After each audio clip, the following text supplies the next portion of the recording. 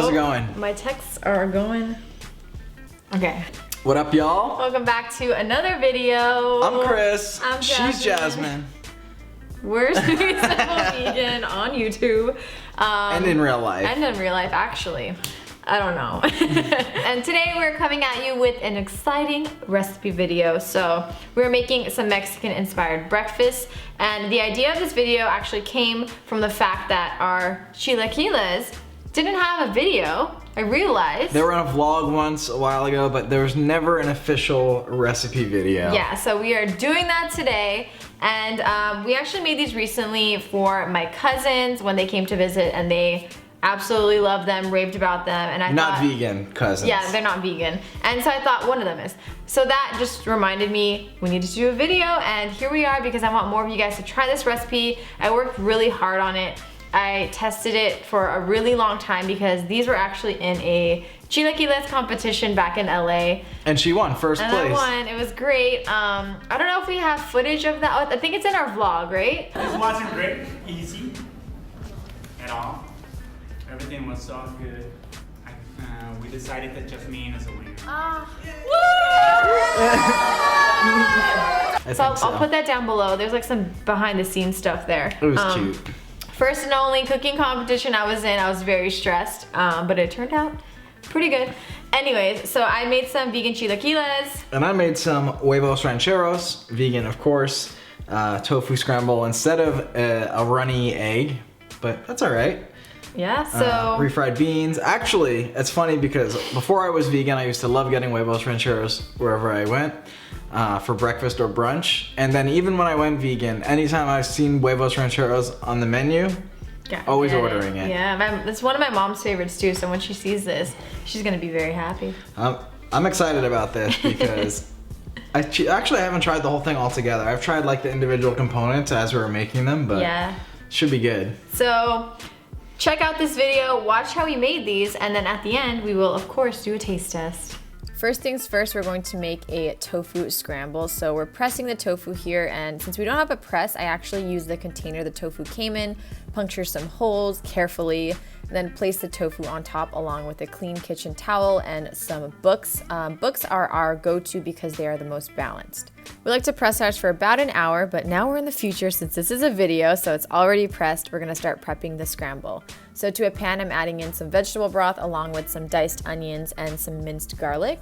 We're going to cook that down until the onions are translucent and the garlic is fragrant. I feel like we say that in every single video. But once that is cooked through, we're actually going to scoot all of the onions and garlic to the side of the pan. And what I'm gonna do here is I'm gonna add in some nutritional yeast to the scramble. We add it to the pan first and we toast it up a little bit. It really brings out the flavor and it tastes so much better. Then I'm adding in some turmeric and some salt. And once the tofu is pressed, you're going to crumble it in with your clean hands until you have crumbled in all the tofu. We're actually doing two recipes here since we're using it for both of our breakfasts, so that's why it looks like so much. I'm going to mix that together until everything is well combined. And what I'm going to do is actually mash the tofu a little bit if there are large pieces, just to make it a more eggy-like consistency. Just mix everything together, cook it down a little bit just to get all of the liquid out of the tofu. And then here I'm adding in some black salt, which is kala namak. It adds a really eggy flavor and it's highly recommended. So yeah, that's it. Your tofu scramble is done. And now moving on to the chilaquiles. First, I'm going to prepare the cheese sauce. So on a high-speed blender, I'm adding in some cashews that I soaked overnight to soften them up, along with some water. And then I'm also adding in a chipotle pepper in adobo. This really brings a nice flavor. Nutritional yeast for cheesiness and some fresh lime juice. You can also use lemon, but lime is preferred here. It tastes so much better. We're adding in some fresh garlic, and that's it. Just blend that together until everything is nice and smooth, and you'll have yourself a cheese sauce. And now for the chilaquiles sauce itself. In a pan, I'm adding in some vegetable broth. You can also add in oil here, but we're making this oil-free. Then I'm going to be adding in some onions and garlic. And just like we did in the tofu scramble, I'm going to cook this until the onions are translucent and the garlic is nice and fragrant. And once that is cooked, we're gonna head over to our high-speed blender again, add in some more vegetable broth. along with some canned tomatoes. And we usually use fire roasted, but we couldn't find any at the store, so regular works just fine. A whole lot of chili powder. This brings a really good flavor, along with tomato paste, and we're also going to add in some cumin. And then to that, I'm also adding in hot sauce. This is optional, but highly recommended. It's not super spicy. Oregano, a pinch of cinnamon, and salt and pepper as desired. You can also add this after to taste as well. So once that is all together, we're going to blend that until it is nice and smooth. And I actually was supposed to add the onions and garlic to this. I don't know how I forgot. So I opened up the blender and I added in those ingredients, and then I blended it again until everything was nice and smooth. We're going to transfer that sauce back into the pot where the onions and garlic were cooking, and we're going to bring this to a simmer and allow it to cook for 15 minutes. Cooking the sauce is actually what brings it to life, and it deepens the flavor, especially from the tomatoes. So once that is done simmering, then we are ready to assemble. So to the pot, I'm adding in the chips, and what you want to do is quickly coat the chips. You can use your hands or tongs. Honestly, I usually use my hands, but for this video, I want it to be a little classy. So we're going to shake off any excess sauce, transfer that to our bowl, and then quickly fill up the bowl with our sauce-covered chips. And then to that, I'm adding in our tofu scramble that we prepared earlier. For extra color, I'm adding in some pinto beans as well as some fresh tomatoes. This is optional, but it makes these chilaquiles good for the gram, so I think that's a good reason to add them.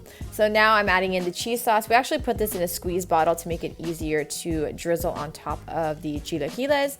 And then we're going to garnish this with some fresh cilantro. This also is really good for color, along with some avocado and fresh lime. Now we're going to be making our vegan huevos rancheros. So for this, we're going to be roasting tomatoes at 400 degrees. So we're going to preheat our oven first and then pop the tomatoes onto a baking sheet. Once the oven's preheated, we'll pop them into the oven and then we'll roast them for about 20 minutes. Once they're finished, we'll just take them out of the oven and then set them aside to cool. From there, in a food processor, we'll add in our tomatoes. You can roughly chop them or leave them whole. And then we'll add in some seeded jalapeno peppers and some onion. Again, these are diced, but you can roughly chop them since we are processing them. And then we're going to add in some cumin and some salt, along with some lime juice. If you don't have a lime squeezer, you can just squeeze it by hand, but that makes it easier. And then finally, some garlic. We'll just pop the lid on and then let that process for about 30 seconds to a minute until we have a nice sauce-like consistency. From here, we'll take our sauce and add it to a medium saucepan on medium heat. And then we'll allow that to simmer for about 10 minutes or so. This process really helps bring out all the flavors and creates a really nice sweet flavor for the tomatoes. And then once it does come to a simmer, you can lower the heat just a bit, and then you can use a spatula to mix it around and make sure everything is heated through evenly. And then from here, it's on to making our refried beans. So this recipe is super easy, and I think you're gonna love it. So we'll add in some olive oil to a medium pan over medium-low heat, and we'll just let that heat up a bit. Once the olive oil is fully heated, we can add in some minced garlic. And we'll allow that to fry up for just a minute or two. Once it starts to brown, you'll know it's time to add in the remainder of the ingredients. And now into our pan, we'll add in some pinto beans that we drained from a can, along with some onion powder and some chili powder. This is chipotle chili powder, but if you just have regular chili powder, that works as well. We'll just mix that on up to make sure all the spices are evenly distributed and the oil and garlic are fully coated through. Now using a potato masher, we'll mash up our beans nice and well. If you don't have a potato masher, a fork does the job just fine. We'll continue to mash until all the beans are fully pulverized and have that nice refried bean look. If it is looking a little dry, you can add in some water. We added about 2 tablespoons here, and that really helps get the consistency to where it needs to be. We'll continue to mash the beans and mix in the water. And then we'll add in some lime juice. This is totally to taste, but we like a decent amount of lime just to really bring out the flavors. We'll continue to mash and mix that in, and then we can remove it from the heat and allow it to cool. And now we're going to be frying up our corn tortillas. So in a medium pan, we're going to add in a bit of oil. We're using avocado oil here, but you can also use canola or vegetable. And then once the oil comes to heat, we'll add in our tortillas. And we'll just let them fry up a bit on each side for about 15 to 30 seconds.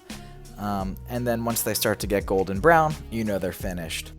To assemble our vegan huevos rancheros, we'll just take our tostadas we just cooked up and add a healthy portion of refried beans.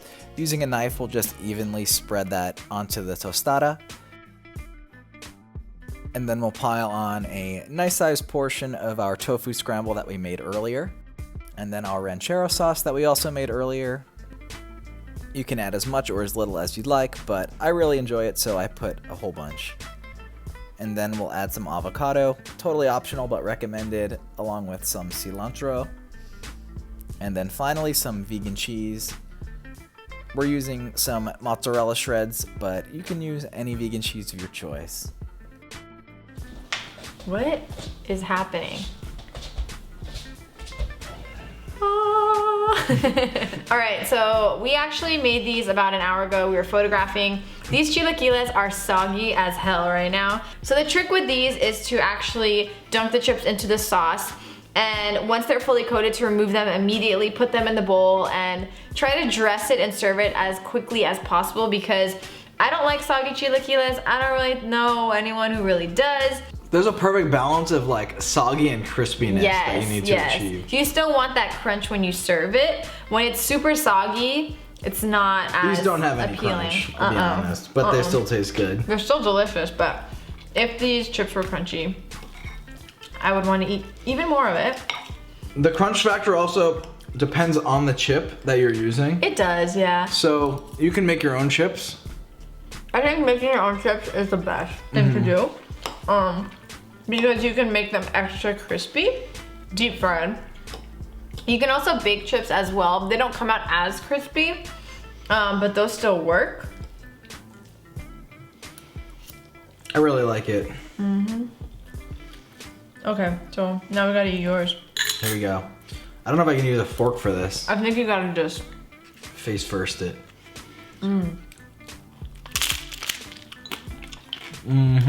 Wow. I'm so excited for the beans.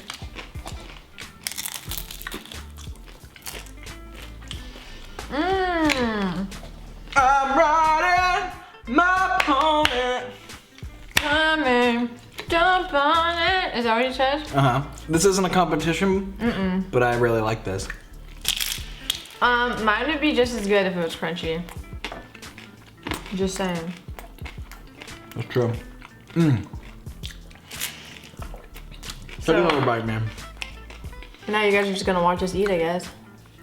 My new nickname for Jasmine is Cinnamon, because her whole family calls her Min. Cinnamon. So. Actually, he calls me Cinna now. He walks in, he's like, Cinna.